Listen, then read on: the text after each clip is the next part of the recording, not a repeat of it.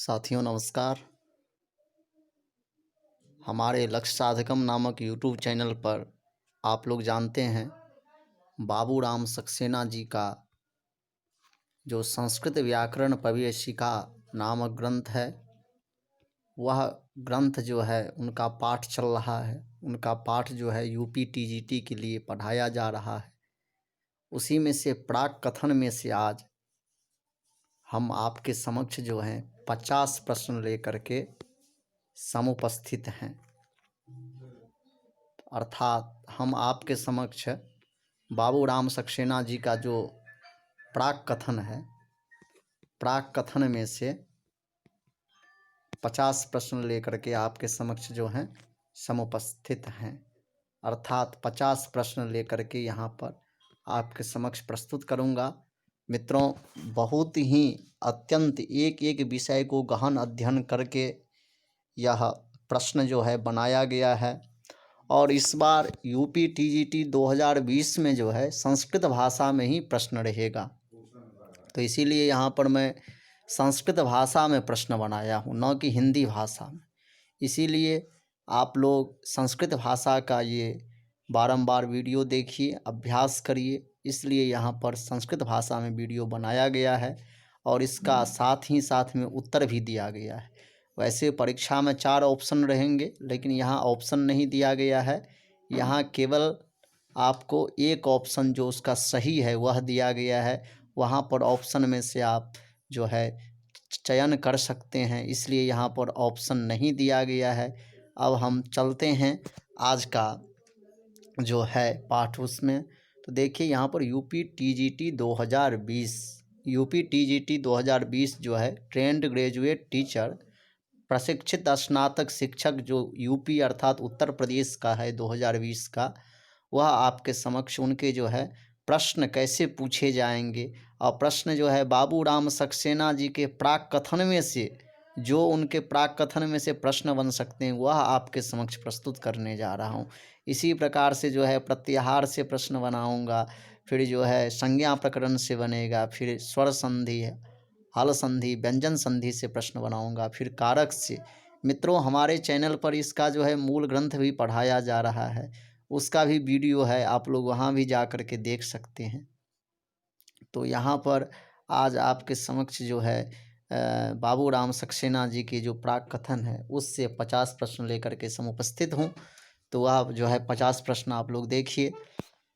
तो मित्रों, यहाँ पर देखिए कहा जा रहा है प्रश्नोत्तरी संस्कृत भाषायाम। प्रश्नोत्तरी जो है वह कौन सी भाषा में? संस्कृत भाषा में। इस बार का जो यूपी टीजीटी संस्कृत का पेपर जो है वह हिंदी में नहीं आएगा, संस्कृत में आएगा। तो इसलिए हम लोग संस्कृत में अभ्यास करेंगे और मेरा प्रश्न जो है वह संस्कृत भाषा में ही बना करके आपके सामने आज प्राक कथन से 50 प्रश्न जो है पहले 50 प्रश्न उपस्थापित कर रहा हूँ। देखिए यहाँ पर आज का पहला प्रश्न है,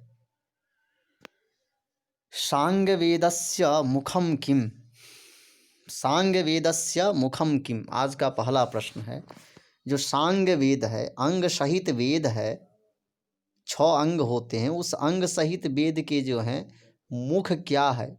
वेद के अर्थात जो 6 अंग हैं उसमें से वेद का मुख कौन सा है? तो आपको यह श्लोक याद होगा, छंदः पादौ तु वेदस्य हस्तौ कल्पोऽथ पठ्यते ज्योतिषामयनं चक्षु निरुक्तं श्रोत्रमुच्यते शिक्षाघ्राणं तु वेदस्य मुखं व्याकरणम् अस्मृतम् तस्मात् सांगमधीत्यैव ब्रह्मलोके महीयते। यह श्लोक पाणिनीय शिक्षा का है।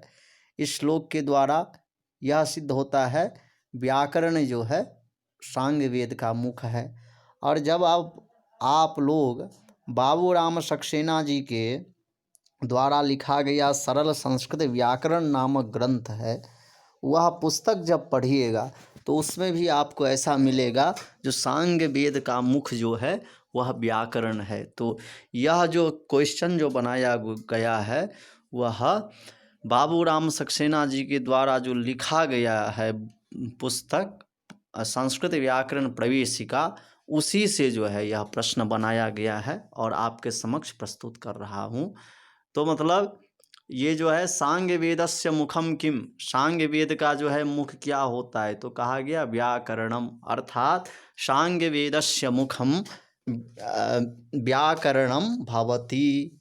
अब कहते हैं भैया कस्मिन् वेदांगे उच्चारण प्रकारो वर्ण्यते, दूसरा प्रश्न है यह। कहते हैं कस्मिन् वेदांगे उच्चारण प्रकारो वर्ण्यते, किस वेदांग में जो है उच्चारण प्रकार का वर्णन किया गया है।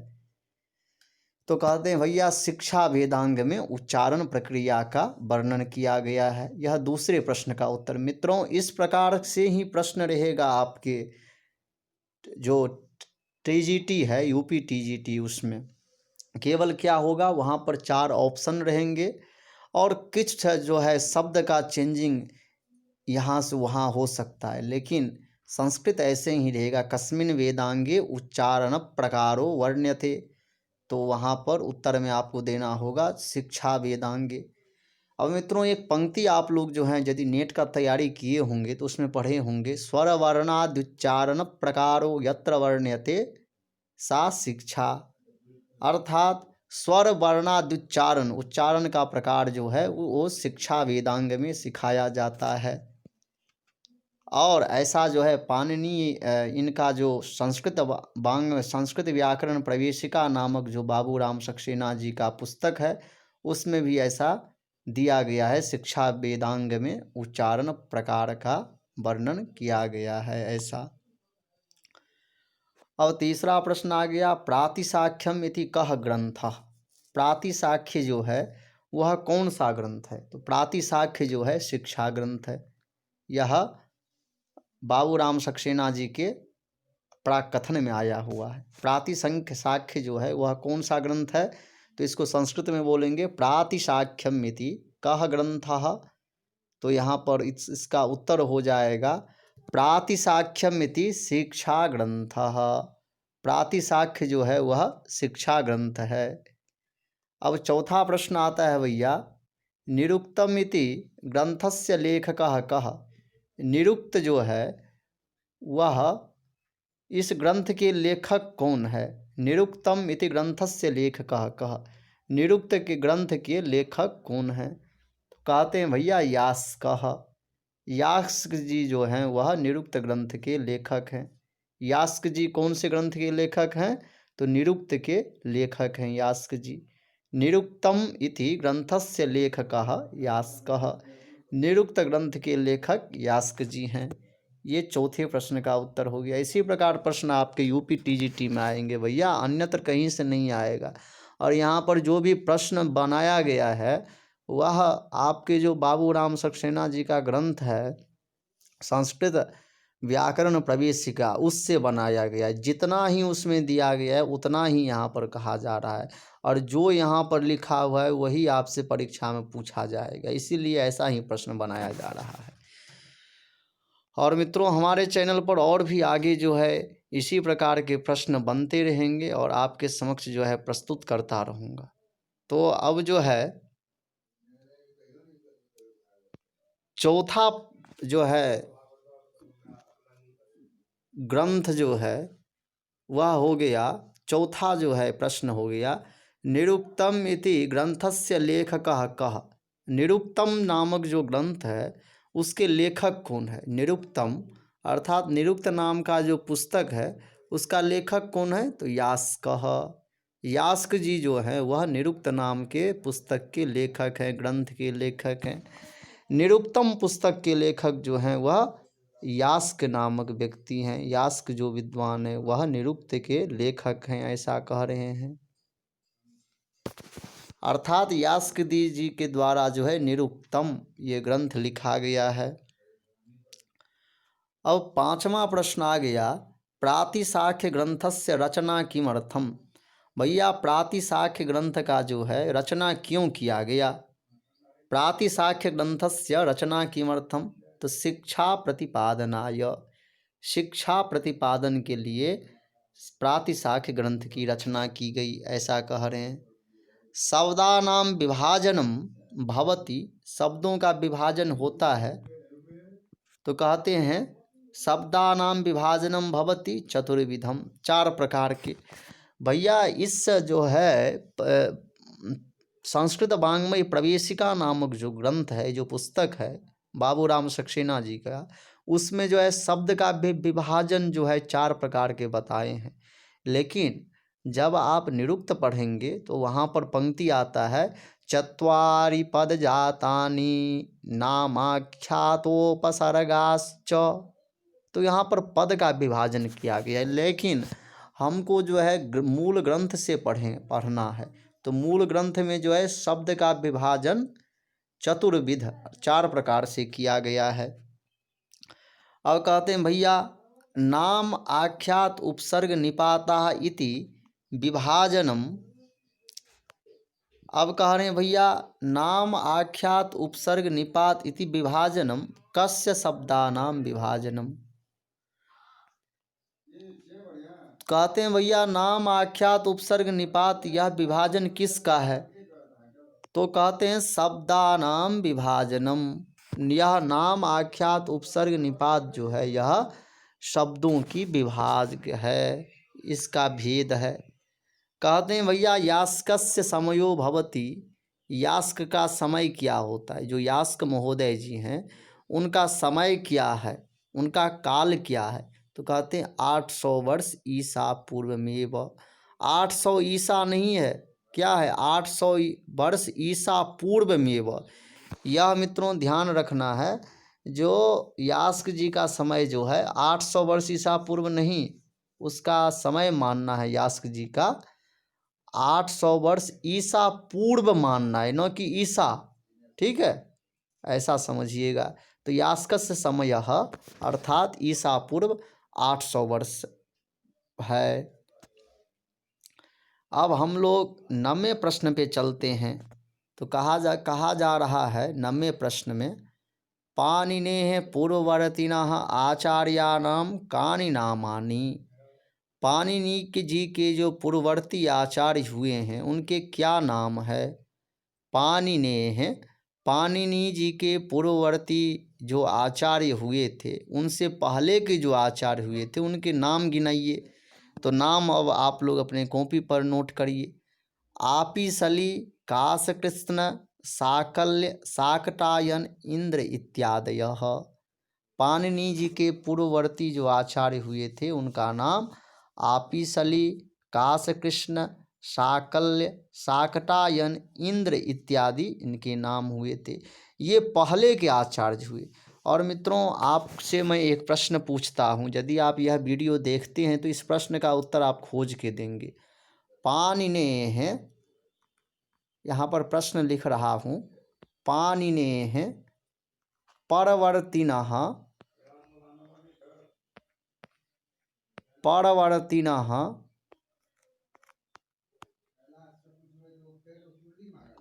आचार्यः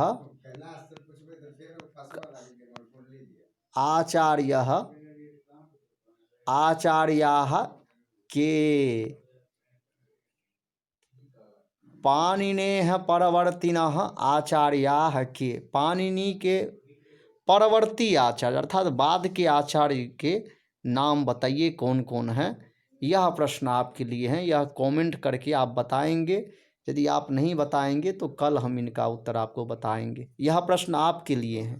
क्या पाणिनेः परवर्तिनः आचार्याः के, इस प्रश्न का उत्तर आपको देना है। इसका हिंदी यह हुआ, जो पाणिनि जी के परवर्ती बाद के आचार्य कौन कौन हुए हैं इनके नाम देना है। कम से कम 5-7 नाम आपको लिख करके कमेंट करना है।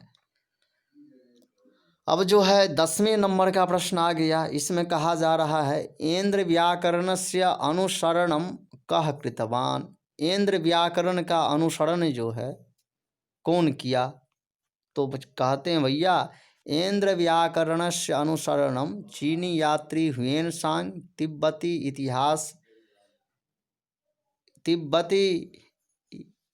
इतिहासकार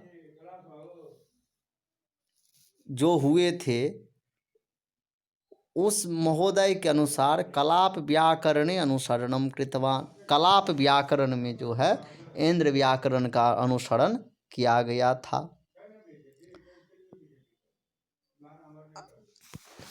अब जो है 11वें नंबर में चलते हैं।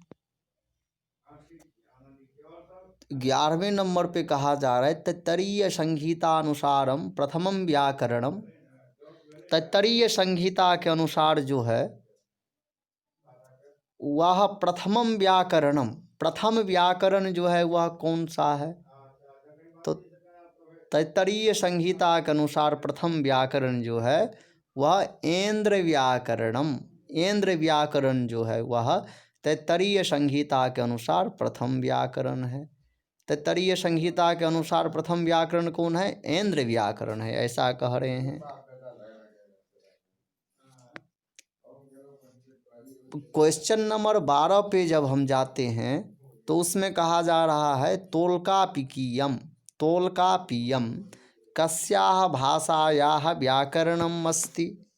तो तोल्कापियम जो है यह तमिल भाषायाः प्राचीनतमं व्याकरणम अस्ति। तमिल भाषायाः प्राचीनतमं व्याकरणम किम अस्ति? तोल्कापिकीयम। तोल्कापियम, यह आपको ध्यान रखना है। जो तोल्कापियम है वह तमिल भाषा का प्राचीन व्याकरण है, यह याद रखना है। अब मित्रों हमें आप यह बताएंगे जो तमिल भाषा किस राज्य में बोला जाता है? तमिल भाषा जो है कस्मिन् राज्ये जनाः वदन्ति। इस प्रश्न का उत्तर आप हमें देंगे। जो तमिल भाषा जो है कस्मिन् राज्ये जनाः वदन्ति, राज्ये जनाः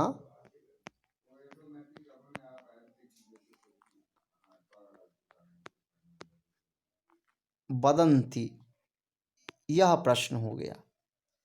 तमिल भाषा जो है वह कस्मिन् राज्ये, तमिल भाषा कस्मिन् राज्ये जनाः वदन्ति, यह इस प्रश्न का उत्तर आपको देना है। हिंदी में ऐसा है जो तमिल भाषा किस राज्य में लोग बोलते हैं, इस प्रश्न का उत्तर आपको देना है। अब हम जो हैं आगे के प्रश्न पर चलते हैं। तो आगे के प्रश्न में कहा जा रहा है, जो 13वां प्रश्न है, तोल्कापियम केन सह समानम भवति। तोल्कापियम जो तमिल भाषा का प्राचीनतम व्याकरण है उसका किसके साथ समानता है? तो कहते हैं ऐन्द्र व्याकरणेन सह समानता भवति या समानम भवति। ऐन्द्र व्याकरण के साथ तोल्कापियम का समानता है। कहते हैं भैया बर्नेल महोदयानुसारम प्रथमम व्याकरणम। बर्नेल महोदय जी के अनुसार प्रथम व्याकरण कौन सा है? तो कहते हैं ऐन्द्र व्याकरणम। बर्नेल महोदय जो हैं शोध करके बताए जो ऐन्द्र व्याकरण जो है वह प्रथम व्याकरण है। 15वें प्रश्न का उत्तर है ब्याडी बररुचि महोदयो कस्य संप्रदायस्य आस्ताम। ब्याडी बररुचि महोदय जी जो हैं, ब्याडी और बररुचि जी और एक कोई हैं वह ऐन्द्र संप्रदाय, ऐन्द्र व्याकरण संप्रदाय के हैं। ब्याडी व बररुचि महोदय जी ऐन्द्र व्याकरण संप्रदाय के हैं।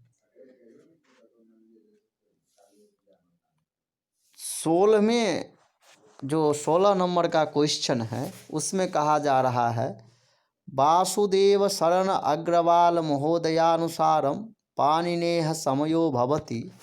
वासुदेव शरण अग्रवाल महोदय के अनुसार पाणिनि जी के समय होता है। तो कहते हैं 500 ईसा पूर्व या 400 वर्ष ईसा पूर्व मध्ये भवति।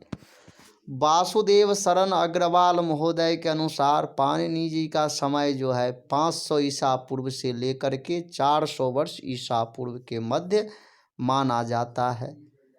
अर्थात वासुदेव शरण अग्रवाल जो भारतकालीन पाणिनीय कालीन भारत यह ग्रंथ जो लिखे हुए हैं वासुदेव शरण अग्रवाल जी, उसके अनुसार जो है उनके अनुसार 500 ईसा पूर्व से लेकर के 400 वर्ष ईसा पूर्व के मध्य में पाणिनि जी का समय है। मैक्स मूलरानुसारेण पाणिनेः समयः, मैक्स मूलर के अनुसार पाणिनि जी का समय क्या है? तो कहते हैं 350 वर्ष पूर्व में वास्ति। पाणिनि के अनुसार जो है मैक्स मूलर के अनुसार पाणिनि जी का समय 350 वर्ष पूर्व है, ऐसा कह रहे हैं मैक्स मूलर के अनुसार। पाणिनेः ग्रामस्य नाम किम, पाणिनि जी के ग्राम का नाम क्या है? तो सालातुर है। कस्मिन् जनपदे पाणिनेः ग्राम आसीत्, तो वर्तमान काले अटक जनपदे सालातुर नाम के ग्राम में पाणिनेः जन्म अभवत्। 20वें नंबर का प्रश्न है, पतंजलेः महाभाष्यानुसारेण पाणिनेः मातुना, पतंजलि के महाभाष्य के अनुसार पाणिनि जी के माता का नाम क्या है? तो कहते हैं दाक्षी आसीत। पतंजलि महाभाष्य के अनुसार पाणिनि जी के माता का नाम दाक्षी था। अब जो है कथा सरित्सार सोमदेव का है। 21वें प्रश्न में कह रहे हैं, कथा सरित्सागरस्य चतुर्थ तरंगानुसारेण पाणिनेः गुरुः नाम किम, कथा सरित्सार के अनुसार उनके चतुर्थ तरंग के अनुसार पाणिनि जी के गुरु का नाम क्या है? तो कहते हैं उपवर्ष या वर्षः, ऐसा नाम पाणिनि जी के गुरु जी का है। अब 22वें प्रश्न पे चलते हैं, तो उसमें कहा जा रहा है पाणिनि कस्य कालीन आसीत, पाणिनि जो हैं किसके समय के थे? तो कह रहे हैं पाणिनि कात्यायन इंद्रदत्तानाम समकालीनम आसीन, पाणिनि जो हैं वह कात्यायन इंद्रदत्त के समकालीन थे। 23वां प्रश्न जो है उसके अनुसार पंचतंत्रानुसारेण पाणिनेः मृत्यु अभवत्, पंचतंत्र के अनुसार पाणिनि की मृत्यु हुआ। तो कहते हैं पंचतंत्र के अनुसार पाणिनि का मृत्यु जो है एकेन व्याघ्रेण, एक व्याघ्र के द्वारा जो है पाणिनि जी का मृत्यु हुआ। पाणिनि माहेश्वर सूत्राणि कुतः प्राप्तानि, पाणिनि जी जो हैं वे माहेश्वर सूत्र कहाँ से प्राप्त किए? तो पाणिनि ही माहेश्वरस्य डमरूतः माहेश्वर सूत्राणि प्राप्तानि, महेश्वर का जो डमरू था उससे जो है क्या किए थे? तो माहेश्वर सूत्र प्राप्त किए थे। मित्रों, आप लोगों को एक श्लोक भी याद होगा, नृतावसाने नटराज राजो ननाद ढक्काम नव पंचवारम, उद्धर्तु कामः सनकादि सिद्धान् एतद् विमर्शे शिवसूत्रजालम्। नृतावसाने नटराज राजो ननाद ढक्काम नव पंचवारम, उद्धर्तु कामः सनकादि सिद्धान् एतद् विमर्शे शिवसूत्रजालम्। मित्रों ध्यान दीजिएगा, यहाँ पर कहा जा रहा है नंदिकेश्वर जी का जो टीका है उस टीका में यह श्लोक आया हुआ। इससे यह सिद्ध होता है जो यह माहेश्वर जी के जो डमरू थे उससे पाणिनि जी को परम तपस्या करने के बाद में इनको अई उन री लिक ये 14 सूत्रों जो माहेश्वर सूत्र के नाम से प्रसिद्ध है, इसीलिए इनका नाम ही पड़ा माहेश्वर सूत्र। महेश्वराद आगतानी थी माहेश्वरानी, महेश्वर से आने के कारण इसका नाम पड़ गया माहेश्वर सूत्रानी। अब हम चलते हैं भैया 25वें प्रश्न पे चलते हैं। वहाँ पे आ गया पाणिनेः निधन तिथि भवति। पाणिनि जी के निधन तिथि क्या है? तो कहा कहते हैं संभवतः त्रयोदशी तिथि भवति। पाणिनि जी का निधन तिथि जो है संभवतः त्रयोदशी तिथि होता है। पाणिनेः निधन तिथि भवति संभवतः त्रयोदशी तिथि भवति। अब 26वां प्रश्न जो है वह हो गया अष्टाध्याय्याम कति सूत्राणि सन्ति। अष्टाध्यायी में जो है कितने सूत्र होते हैं? तो अष्टाध्यायी में कह रहे हैं संभवतः चतुसहस्राणि सूत्राणि भवन्ति। यहाँ पर सहस्रम दिया हूँ लेकिन सहस्राणि कर लीजिएगा। अष्टाध्यायी में जो है लगभग 4000 सूत्र होते हैं। ऐसा पाणिनि जी जो बाबूराम सक्सेना जी हमारे हैं, जो टीजीटी के कर्णधार हैं, जो वो लिखे हैं वही जो है पूछा जाएगा।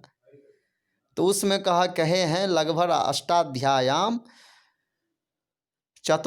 चतुस्सहस्राणि सूत्राणि सन्ति, ऐसा कहे हैं। अब जो है 27वां प्रश्न आ गया, उसमें कहा जा रहा है अष्टाध्याय्याम प्रत्येकस्मिन् अध्याये कति पादाः सन्ति।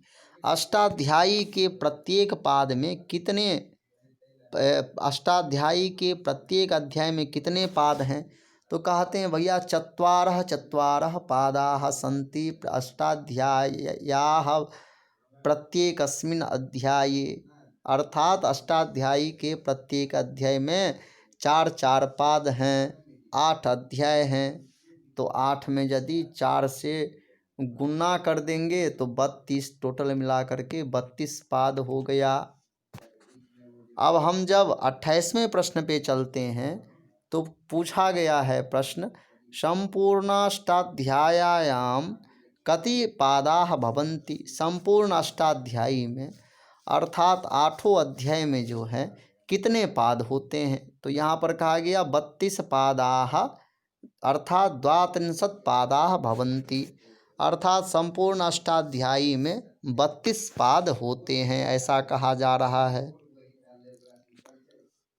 29वां प्रश्न है, इसमें कहा जा रहा है नाम आख्यात उपसर्ग निपाताः एतेषु मध्ये कस्य प्राधान्यम भवति। भैया नाम आख्यात उपसर्ग निपात इनके मध्य में जो है किन की प्रधानता होती है? तो कहते हैं भैया इनके नाम आख्यात उपसर्ग निपात इनके मध्य में जो है आख्यातस्य, आख्यात किसको कहते हैं? तो धातु के कहते हैं। तो आख्यात की प्राधान्यता होती है, ऐसा कह रहे हैं। 30वां प्रश्न अब आपके समक्ष आ गया। इसमें कहा जा रहा है सर्वम नाम धातुजम आह इति कस्य वचनम। भैया सर्वम नाम धातुजम आह अर्थात सभी शब्द जो है, नाम से यहाँ पर तात्पर्य है शब्द का, सभी शब्द जो है वो धातुज है, अर्थात धातु से उत्पन्न हुआ है। ऐसा किसका वचन है? तो यास्कस्य वचनम, यास्क का ऐसा वचन है। अब हम 31वें प्रश्न पे चलते हैं। 31वें प्रश्न में कहा जा रहा है भैया अष्टाध्याय्याः द्वितीयाध्याये किम वर्णनम अस्ति। अष्टाध्यायी के द्वितीय अध्याय में जो है क्या वर्णन किया गया है?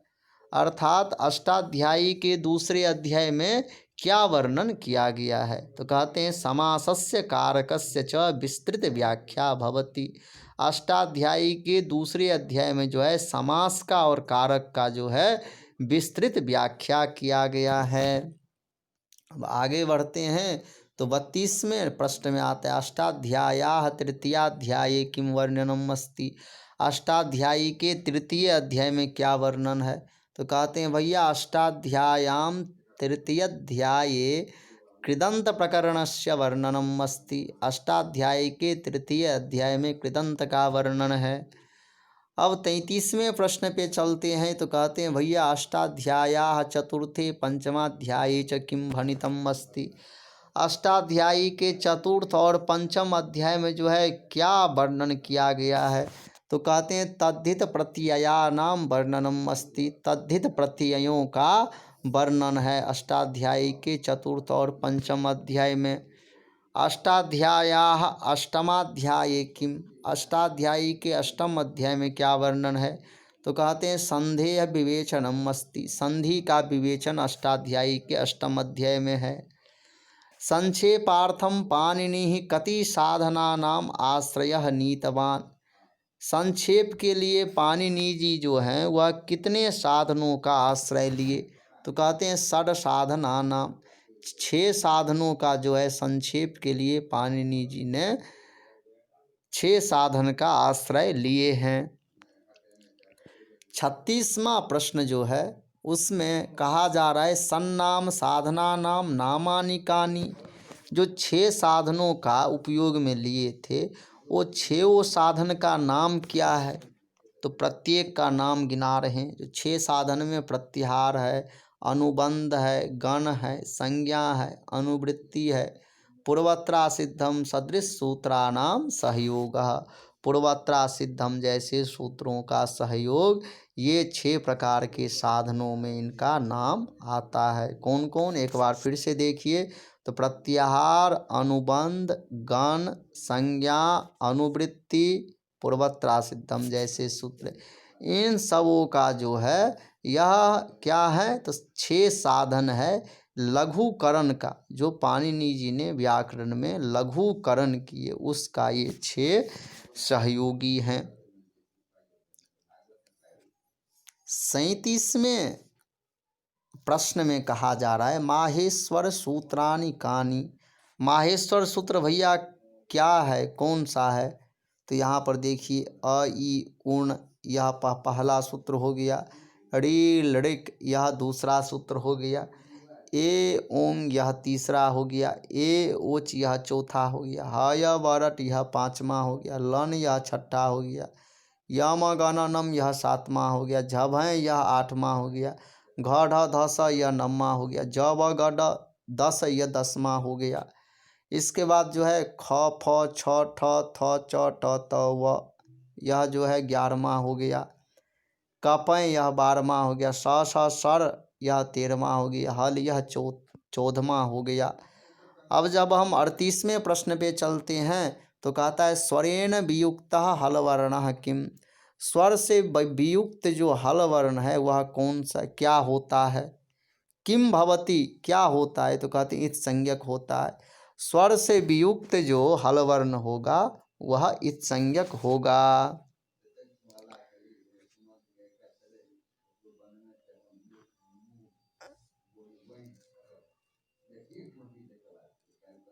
इत संज्ञा विधायकम सूत्रम, अब कह रहे हैं भैया इत संज्ञा को विधान करने वाला सूत्र कौन सा है?